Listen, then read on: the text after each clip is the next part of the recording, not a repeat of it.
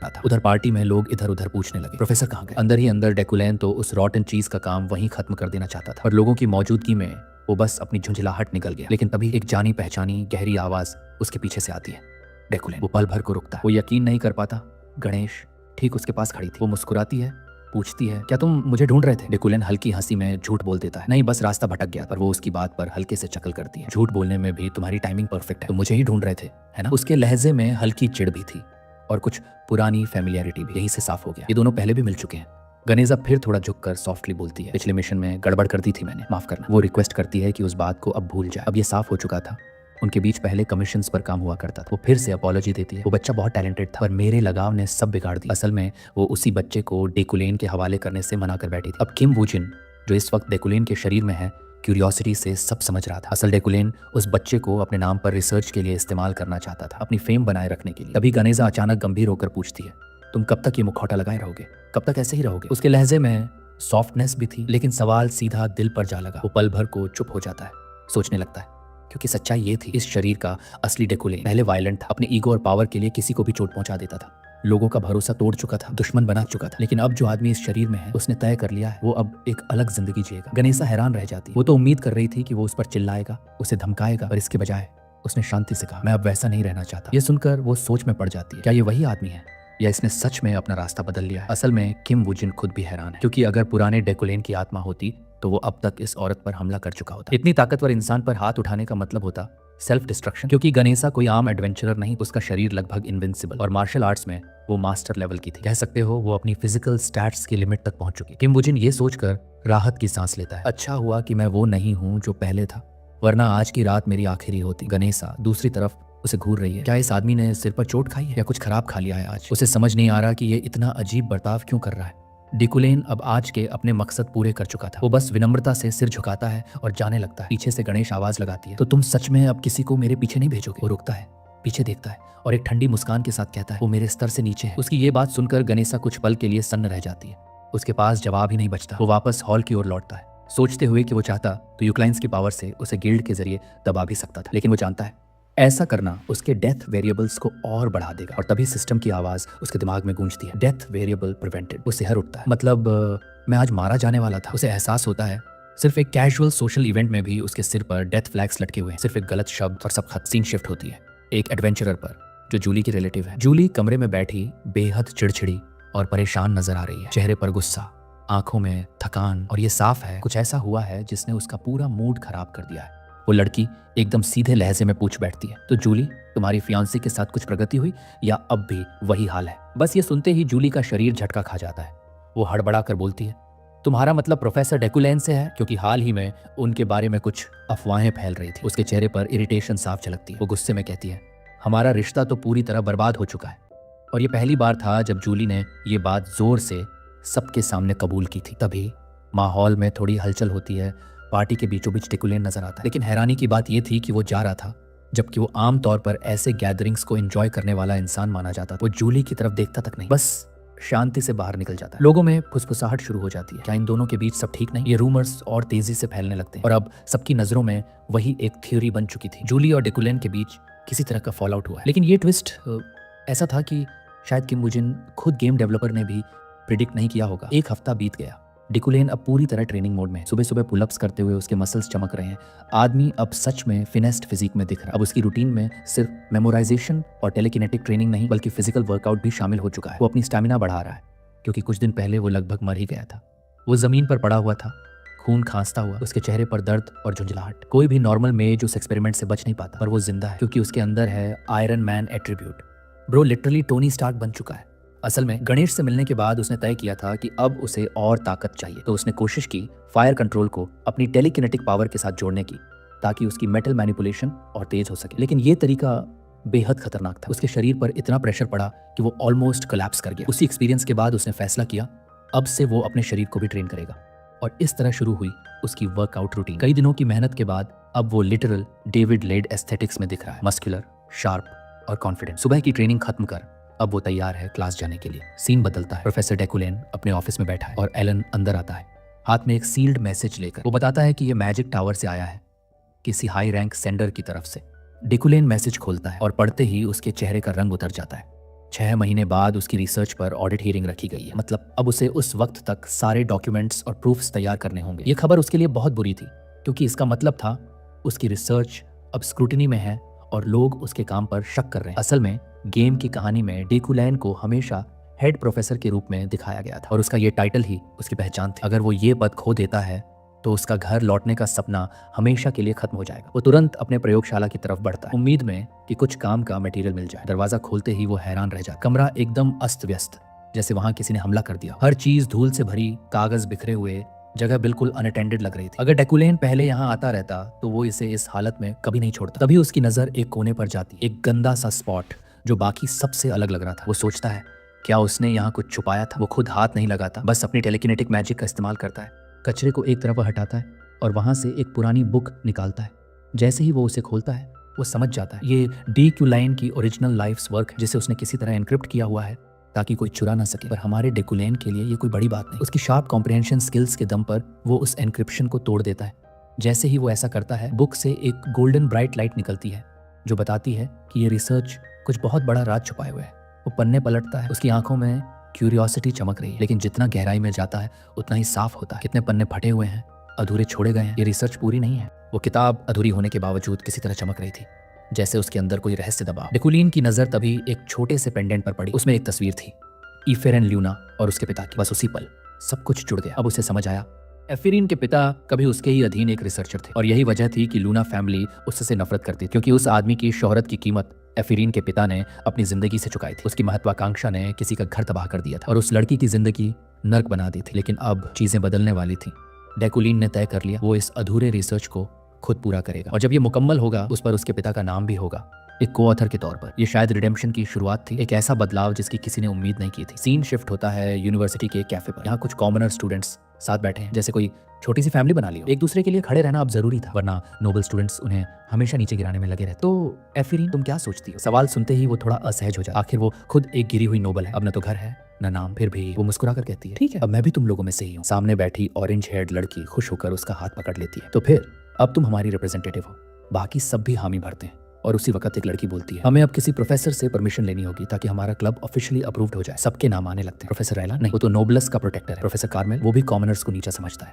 कोई बोलता है तो फिर प्रोफेसर डेकुलेन, और तभी सब थोड़ा हिचक जाते हैं। एफिरीन उसी वक्त अपने सामने रखे स्ट्रॉबेरी डेजर्ट को देखकर खो जाती है, जैसे कुछ भी ना सुनना चाहती। पर वो ऑरेंज हेयर्ड लड़की बड़े जोश से कहती है, हमें डेकुलीन से ही रिक्वेस्ट करनी चाहिए। बाकी सब भी उसकी बात से सहमत हो जाते हैं, क्योंकि उनके हिसाब से डेकुलीन किसी को स्टेटस से नहीं आंकता और वैसे भी एक लड़का जोड़ता है। एफरीन को सजा से बचाया भी तो उसी ने था। एफरीन का चेहरा एकदम सख्त हो जाता। तुम लोग गलत समझ रहे हो, उसका मुझसे कोई लेना देना नहीं। वो झुंझला कर वहां से उठ जाती है, लेकिन ऑरेंज हेयर्ड लड़की उसके पीछे भागती है। एक बार सोच तो लो प्लीज, एफरीन ने पलट कर कहती, कुछ नहीं होने वाला। मैं उसकी बात पूरी भी नहीं होती कि जूलिया अचानक जम जाती है। उसकी आंखें डर से फैल जाती। एफरीन उलझन में पूछती है, क्या हुआ? और जैसे ही वो पीछे मुड़ती है, उसका दिल एक पल के लिए थम जाता। वो वहां था, प्रोफेसर डेकुलिन, उसकी ठंडी निगाहें और वो शांत चाल। जूलिया तो तुरंत भाग जाती है, उसे वहीं अकेला छोड़कर। अब सब कुछ एफिरीन के ऊपर था। वो गहरी सांस लेती और अपने डर को निगल कर आगे बढ़ती। प्रोफेसर डेकुलिन, क्या आप हमारे क्लब के लिए अप्रूवल दे सकते हैं? आवाज कांपती है, पर वो पीछे नहीं हटती। वो मानो कह रही हो, भले ही आप डराते हैं पर मैं अब भागूंगी नहीं। डेकुलिन एक पल के लिए उसे देखता है, फिर चुपचाप लेटर ले लेता है, पेन उठाता है और बिना कुछ कहे उस पर साइन कर देता है। डिटेल्स मेरे ऑफिस में भेज देना, बस इतना कहकर वो चला जाता है। एफरीन वहीं खड़ी रह जाती है, आंखें बड़ी, चेहरा हैरान। उसने सच में साइन कर दिया? जूलिया दूर से उछलती हुई आती है, तुमने कर दिखाया। पर एफिरीन के मन में अब भी सवालों का तूफान है। वो ऐसा क्यों कर रहा है? आखिर उसके मन में चल क्या रहा है? वो उसके साथ अजीब तरह से अच्छा बर्ताव कर रहा था बिना किसी वजह के। सीन आगे बढ़ती है। अब क्लासरूम में लेक्चर चल रहा है। प्रोफेसर डेकुलिन बोर्ड पर खड़ा है, काल्म और कंपोज्ड, और कह रहा है, एलिमेंट्स ये वो चीजें हैं जो मैजिक की बुनियाद बनाती हैं। वो समझा रहा है कि कैसे बहुत से मेजेस आज भी कैटेगोरिकल और प्योर एलिमेंट्स के फर्क को ठीक से नहीं जानते। लेकिन उसी वक्त एफिरीन की आंखें खाली हैं। वो सुन तो रही है पर दिमाग कहीं और भटक रहा है। उसके मन में बस एक सवाल है, क्या ये आदमी सच में बदल गया है या फिर गिल्ट छिपाने का नया तरीका ढूंढ लिया है? वो सोचती है, जिसने मेरे पिता को मौत की तरफ धकेला, वो अगर सच में पछता रहा होता तो दुनिया के सामने सच बता देता। उसके होंठ हल्के से कांपते हैं, चेहरा तना हुआ। जूलिया उसकी बेचैनी देख लेती है। तो ठीक है ना? एफरीन थोड़ा चौंकती है। हाँ कुछ नहीं, जूलिया हंसते हुए कहती है, लगता है उन नोबल्स को देखकर तेरा मूड खराब हो गया। एफरीन का चेहरा जम जाता है। उसकी नजर उन स्टूडेंट्स पर जाती है जो सामने बैठे हैं और उनके बीच सिल्विया भी है, वो लड़की जिसने उस दिन की घटना के बाद हर नोबल को उसके खिलाफ कर दिया। एफिरीन बस गहरी सांस लेती है। छोड़ो, लेक्चर पर ध्यान देते हैं। डेकुलिन अब मैजिक सर्कल्स की बात कर रहा है। वो बड़ी बारीकी से समझा रहा है कि कैसे हर स्पेल में एक एक स्ट्रोक जोड़ने से उसका असर बदल जाता है। आज का हमारा टॉपिक है फ्लोइंग फायर। एफिरीन उसे देखती है। उसे याद है पहले उसके लेक्चर्स बस शो ऑफ होते थे, अपने टैलेंट और अथॉरिटी दिखाने के लिए, लेकिन अब कुछ अलग था। अब उसमें सादगी थी, समझ थी, जैसे वो सच में जादू की खूबसूरती दिखाना चाहता। यहाँ तक कि सिल्विया भी हैरान रह जाती है, जिसने अपनी नेचुरल प्रतिभा के कारण मैजिक की क्यूरियोसिटी खो दी थी। वो भी अब बच्चे की तरह मंत्रमुग्ध होकर देख रही थी। डेकुलिन एक पर्पल मैजिक सर्कल बनाता है, पानी वाले सर्कल को आग वाले सर्कल से जोड़ता है और सबकी आंखों के सामने लिक्विड फायर बहने लगती है, आग जो पानी की तरह बह रही है। क्लास में सरसराहट फैल जाती है, हर कोई मंत्रमुग्ध। सिल्विया की आंखें चमक रही हैं। ये तो मैंने कभी सोचा भी नहीं था। डेकुलिन शांत स्वर में कहता है, सच्चा मेज वो नहीं जो जादू को रट ले, बल्कि वो जो उसके पीछे के लॉजिक को समझे। लेक्चर खत्म होता है और एफरीन चुपचाप बैठी रहती है, जैसे उसे खुद पर यकीन न हो रहा। क्या ये वही आदमी है जिसे मैं राक्षस समझती थी? वो खुद को रोक नहीं पाती। उसकी नजर उस पर टिक जाती है और उसकी सोच धीरे धीरे बदलने लगती। लेकिन जैसे ही वो क्लास से बाहर निकलती है, बाहर से कुछ घटिया सी बातें सुनाई देती। दरवाजे के उस पार कुछ नोबल खड़े हैं जो उसका मजाक उड़ा रहे हैं। सिल्विया के साथ हुई लड़ाई के बाद से उसका नाम हर गॉसिप का हिस्सा बन चुका है। वो कुछ कहने ही वाली होती है कि उसकी नजर फर्श पर पड़ी एक लिफाफे पर जाती है। उस पर लिखा है स्पॉन्सरशिप सर्टिफिकेट। वो ठिठक जाती है। क्या ये मजाक है? क्योंकि उसे तो हर कोई नफरत करता है, फिर उसे स्पॉन्सर कौन करेगा? वो सोचती है कि ये कोई प्रैंक होगा, लेकिन फिर भी क्यूरियोसिटी में उस लिफाफे को उठा लेती है। और जब वो मैजिकल एडमिनिस्ट्रेशन ऑफिस पहुंचती है, रिसेप्शनिस्ट उस सील को वेरीफाई करता है और कहता है ये असली है। एफरीन वहीं खड़ी रह जाती है, चेहरे पर हैरानी और फिर एक धीमी सी मुस्कान फैलती है। उसकी आंखें भर आती हैं, वो अपने गालों को खींचती है। क्या मैं सपना देख रही हूँ? फिर अचानक चारों तरफ देखती है, डरती है, कहीं किसी ने उसे खुश होते हुए देख न लिया हो। एफरीन उस टेबल के नीचे सिमटी बैठी है, हाथ कांप रहे हैं, दिल धड़क रहा है, क्योंकि उसने अभी अभी जाना वो अब 1,00,000 ELN की मालकिन है, जो कि असल में 100 मिलियन के बराबर है। उसकी सांस अटकती है। नहीं, ये तो जरूर कोई गलती है। वो जल्दी जल्दी अपना बैग समेटने लगती है, जैसे कोई अपराध कर लिया हो और अब भागना पड़ेगा। वो सोचती है अगर किसी को पता चल गया तो। कर्मचारी भी उसे अजीब नजरों से देख रहा है। फिर घबराहट में एफरीन का सिर टेबल से जा टकराता है। फिर वो ठहरती है, माथा सहलाती है और धीरे धीरे एहसास होता है ये सपना नहीं है। वो हंसने लगती है। फिर अचानक उसकी आंखों में आंसू भर आते हैं। उस लड़की के लिए जिसे हमेशा नजरअंदाज किया गया, जिसे हर बार नीचा दिखाया गया, आज किसी ने उसकी काबिलियत पहचानी थी। अब सीन बदलता है ओकान मैनर में। डेकुलिन की बहन गुस्से में उबल रही है। एक नौकर उसके सामने सिर झुकाए कहता है, सर अभी शैट्स और येविल के ऑक्शन साइट की तरफ जा रहे हैं। वो झटके से सिर उठाती है। फिर से पिछले साल ही 10 मिलियन ELN उड़ा दिए थे उस पागल ने। उसकी भौहें सिकुड़ती है। इस बार पता नहीं क्या बर्बाद करेगा। सीन शिफ्ट होता है। ऑक्शन हाउस के VIP रूम में डेकुलिन शांत बैठा, चेहरे पर एक ठंडी सी उम्मीद। वो किसी मेटल का इंतजार कर रहा है, वो रेयर मेटल जो उसकी टेलीकिनेसिस मैजिक को पूरा कर सके। अब तक वो वुड स्टील से काम चला रहा था, पर आज असली चीज मिलने वाली है। और तभी दरवाजा खुलता है और सामने खड़ी है जूली। वो गुस्से में सुलगती हुई उसकी तरफ बढ़ती है। तुम यहाँ क्या कर रहे हो? डेकुलिन एक हल्की मुस्कान के साथ कहता है, शायद वही जो हर कोई करता है, कुछ खरीदने आया हूँ। जूली की आंखों में गुस्सा और निराशा दोनों है। वो सिल्विया और एफरीन वाली घटना की बात छेड़ती है। तुम्हें याद है ना, तुमने उन्हें कमेटी के सामने पेश किया था। डेकुलिन शांत स्वर में जवाब देता है, पुरानी बात है, अब उसका जिक्र क्यों? जूली तमतम आते हुए कहती, क्योंकि तुम वही गलती दोबारा मत करना। तुम्हारा एटीट्यूड लोगों के सपने तोड़ देता है। डेकुलिन, उसकी आवाज में एक आखिरी चेतावनी है और उसके शब्द एक विदाई की आहट। डेकुलिन बस उसे देखता रहता है, मन ही मन सोचता है, अच्छा ये शायद अब ये रिश्ता खत्म हो जाए, क्योंकि वो जानता है ये लड़की उसके लिए एक डेथ फ्लैग। जिस दिन ये शादी हुई उसी दिन उसकी मौत तय है। वो चुप रहता है जब तक जूली मुड़ कर जाने लगती। फिर थोड़ा मुस्कुराते हुए कहता है, क्या तुम यहाँ सिर्फ मुझे परेशान करने आई हो? जूली चौंकती है, फिर झेप जाती है, नहीं, मैं तो बस कुछ खरीदने आई थी। वो पलट कर चली जाती है, पर चेहरा हल्का सा लाल है।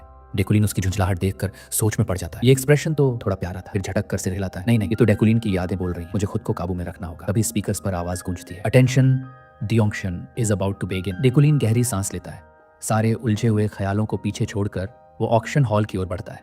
पहली ऑब्जेक्ट सामने आती है, एक नायाब वास, पूर्वी कारीगरों द्वारा बनाया गया मास्टर्स पीस। उसकी सतह से उठती सुनहरी रोशनी डेकुलिन की आंखों में चमक बनकर उतरती है, ठीक वैसी ही जैसी उसने अपनी रिसर्च में देखी थी। नीलामी हॉल में सन्नाटा फैल गया था। हवा में बस उस चमकती हुई रोशनी की झिलमिल थी, वही रोशनी जिसने डेकुलिन को यकीन दिला दिया था कि ये चीज उसे लेनी ही है। होस्ट ने बारी बारी से बोली, लगाने वालों को आमंत्रित किया। आवाजें उठी, 2 मिलियन, 2.4 और फिर 2.5 मिलियन एल। सारा हॉल थम गया। डेकुलिन की आवाज भारी थी, लेकिन उसके चेहरे पर कोई भाव नहीं था। 1 सेकंड बाद सोल्ड। वो महंगा वास उसी पल उसी कीमत पर बिक गया, पर असल वजह सिर्फ दिखावा नहीं थी। उस वास की असली वैल्यू पैसों से कहीं ज्यादा थी। और वैसे भी इस आदमी के अकाउंट में 200 मिलियन पड़े हैं। नीलामी आगे बढ़ी। डेकुलिन ने एक एक करके कई कीमती चीजें खरीदी, एक खास रिंग, जादुई कैंची की जोड़ी और एक रून नेकलेस। लोग दंग थे, ये प्रोफेसर आखिरकार क्या रहा है? पर यह तो बस शुरुआत थी, क्योंकि थोड़ी देर बाद उसने बोली लगाई, 5.5 मिलियन। पूरा हॉल हक्का बक्का रह गया। उसकी मंगेतर जूली के चेहरे पर गुस्सा साफ दिख रहा था। उसकी नजर में वो एक अटेंशन सीकर था जिसे बस अपनी शोहरत की पड़ी थी। लेकिन जूली खुद भी यहाँ एक मकसद लेकर आई थी। उसे चाहिए था विंटर्स फायर, वो चीज जो पूरे राज्य में बस नाम से जानी जाती है। और फिर मंच पर रखा गया वो आखिरी ऑब्जेक्ट, इतिहास की एक जिंदा निशानी, प्रकृति का जादू, द विंटर्स फायर। जैसे ही वह स्नोफ्लेयर स्टोन उजागर हुआ, पूरा हॉल उसकी चमक में डूब गया। नीला सफेद उजाला दीवारों पर नाचने लगा। जूली और डेकुलिन दोनों की आंखें उसी पत्थर पर टिक गई। वो धातु इतनी दुर्लभ थी कि उसे पाने के लिए लोग जान दे दे। कहा जाता है इसमें ठंड और गर्मी दोनों की शक्ति बसी है। सिर्फ ड्रैगन बोनस ही इसकी बराबरी कर सकते हैं। बोली शुरू हुई। 25 मिलियन, 28, 30 मिलियन। जूली की मुस्कान खिल उठी। वो जीतने ही वाली थी, लेकिन तभी एक भारी आवाज गूंजी। 31 मिलियन। सबकी नजर उस आदमी पर गई। डेकुलिन। जूली के चेहरे से हंसी उड़ गई। वो जानबूझकर मुझे रोक रहा है, वो बुदबुदाई। उसने झट से बोली लगाई। 32 मिलियन। डेकुलिन ने बिना झिझक कहा। 33 मिलियन। पूरा हॉल तनाव से भरा था। लोग सोच रहे थे क्या प्रोफेसर ये पत्थर अपनी मंगेतर को गिफ्ट करना चाहता है या बस उसे नीचा दिखाने के लिए कर रहा है। डेकुलिन को धीरे धीरे एहसास हुआ वो अब सीधे अपनी मंगेतर से ही भिड़ा हुआ है। अगर वो ये स्टोन ले गया तो ये औरत उसे जिंदगी भर माफ नहीं करेगी, और अगर उसने हार मान ली तो 3 साल बाद इस स्टोन के दोबारा मिलने की कोई गारंटी नहीं। उसने गहरी सांस ली और बोला 42 मिलियन। सन्नाटा छा गया। सोल्ड। तालियों की गूंज चारों तरफ फैल गई। लोग हंस रहे थे। क्या जबरदस्त मुकाबला था। और सच तो ये था दोनों बस अपनी अकड़ दिखा रहे थे। सबको लगा डेकुलिन ने ये स्टोन जूली को देने के लिए खरीदा, पर जूली की आंखों में सिर्फ जलन थी, चेहरा लाल, सांसें तेज। पिछले साल की याद लौट आई थी। उसी दिन जब उनकी सगाई थी, डेकुलिन ने तब भी उसे ढेरों गहने, सोने चांदी की चीजें दी थी, पर जूली के लिए वो सबसे घटिया दिन था। उसके चेहरे पर वही तिरस्कार फिर लौट आया, क्योंकि इतनी दौलत के बावजूद डेकुलिन ने उसे वो एक चीज कभी नहीं दी, इज्जत। उस दिन वो हॉल छोड़कर चली गई थी और उस पल से उनके रिश्ते में बस नफरत बची थी। बाद में भले ही उसे कैप्टन का दर्जा मिला हो, लेकिन उसके पीछे लोग फुसफुसाते रहे वो तो प्रोफेसर की मंगेतर है, कहाँ टैलेंट, कहाँ सिफारिश। और वो जानती थी ये सब अफवाहें उसी ने फैलवाई थी, डेकुलिन ने। उसकी आंखों में नफरत की आग फिर से जल उठी। उस दिन जूली ने ठान लिया था ये आदमी मेरे प्यार के काबिल नहीं है, और आज वही एहसास फिर लौट आया। दिल में वही जलन, वही तिरस्कार। लेकिन तभी डेकुलिन उसकी ओर बढ़ता है। उसके चेहरे पर कोई घमंड नहीं, बल्कि एक सॉफ्ट एक्सप्रेशन, इतना अजीब कि जूली खुद हैरान रह गई। वो शांत आवाज में पूछता है क्या तुम भी उस स्नोफ्लेयर स्टोन के पीछे थी। जूली की आंखों में गुस्से की लपट उठती है। वो इसे फिर एक उकसावे की तरह लेती। तुम मुझसे ये सब क्यों पूछ रहे हो, वो तड़प कर कहती है। लेकिन तभी डेकुलिन के होंठों से वो शब्द निकलते हैं जिन्हें सुनने की उसने कभी उम्मीद नहीं की थी। I am sorry. जूली जम जाती है। उसके कानों में गूंजती है वही आवाज, बार बार मैं माफी चाहता हूँ। वो कुछ सेकंड तक उसे बस देखती रह जाती, उस आदमी को जो अपनी जिंदगी में कभी किसी से माफी नहीं मांगता। डेकुलिन बस हल्के से झुकता है और धीरे से वहां से चला जाता है। जूली वहीं खड़ी रह जाती है, दिल और दिमाग दोनों शौक में। उसने माफी क्यों मांगी, क्या वो सच में बदल गया है। हर सवाल उसके मन में टकराने लगता है। वो वहीं से निकलती है और सामने से आती है उसकी बड़ी बहन जोसेफिन। रॉयल ठाट में वो कहती है आओ चलो मेरे साथ, और दोनों बहनें निकल पड़ती। दूसरी तरफ डेकुलिन अब अपने घर पहुंच चुका है। उसके चेहरे पर सुकून है, पर जैसे ही नौकरानियां दरवाजा खोलती हैं वो समझ जाता है कुछ गड़बड़ है। माय लॉर्ड, लेडी यूरियल आई थी। बस इतना सुनना था। डेकुलिन का चेहरा सफेद पड़ गया। वो पलटा और उसके पीछे खड़ी थी उसकी हाफ सिस्टर यूरियल। उसकी आंखों में तूफान। तुमने फिर इतनी रकम उड़ा दी, वो गरजती है। मैं उसे माइनिंग में लगाने वाली थी और तुमने उसे किसी बेवकूफी भरी नीलामी में फूंक दिया। डेकुलिन समझता है अब जरा सी गलती और वो मर जाएगा। वो घबराए हुए स्वर में कहता है सुनो, मैंने कुछ ऐसा खरीदा है जो हमें मुनाफा देगा 2 गुना। लेकिन यूरियल का गुस्सा अब उबाल पर था। तुम मुझे क्या समझते हो कचरा। उसकी आंखों से आंसू निकलते हैं। हर बार तुम्हारे किए की सजा मुझे भुगतनी पड़ती है। उसके आसपास की हवा लाल चमक से भर उठती है, एक जलती हुई रेड ऑरा, जिसके बीच उसकी आवाज कांपती हुई पर तेज थी। तुमने हमारे माता पिता की मौत के बाद इस घर को बर्बाद किया और आज फिर 150 मिलियन एक दिन में उड़ा दी। डेकुलिन के अंदर खतरे का एहसास जाग उठा। उसकी विलेंस फेट एट्रीब्यूट सक्रिय हो गई, मतलब मौत उसके बेहद करीब है। वो उसके आसपास सुनहरी आभा देखता है, एक चेतावनी या शायद मौका। अगर इसे सही संभाला तो शायद जान बच भी जाए, वो सोचता है। फिर भी वो बेवकूफी भरे आत्मविश्वास से कहता है रिलैक्स यूरियल, सब ठीक हो जाएगा। यूरियल फट पड़ी। ठीक, तुम्हारी वजह से हम कर्ज में हैं। मैं दिन रात मेहनत करती हूँ और तुम कहते हो सब ठीक है। तुम एक जोएबाज कमीने हो। डेकुलिन ने गहरी सांस ली और कहा अगर तुम चाहो तो मैं तुम्हें हेड ऑफ द हाउस बना दूं। कमरा चुप हो गया। यूरियल की सांसें रुक गई। क्या? डेकुलिन ने शांत लहजे में दोहराया। हाँ, घर की बागडोर अब तुम्हारी। वो अविश्वास में उसे देखती है। तुम मजाक कर रहे हो। नहीं, वो कहता है अगर चाहो तो मैं इसकी कसम भी खा लूं। यूरियल की आंखों में झटका था। वो जानती थी कि ऐसा शपथ लेना मौत को बुलाना है। क्या तुम्हारा दिमाग खराब हो गया है? वो बुदबुदाई। डेकुलिन बस मुस्कुराया। अगर तुम भरोसा नहीं करती तो कोई बात नहीं। आखिर में यूरियल ने कहा ठीक है, मैं मान लेती हूँ, लेकिन अगर तुमने एक भी वादा तोड़ा तो इस बार मैं खुद तुम्हें जिंदा नहीं छोड़ूंगी। वो मुड़ी, दरवाजा बंद किया और तेज कदमों से बाहर चली गई, अपने भाई की एक और गलती को सुधारने के लिए।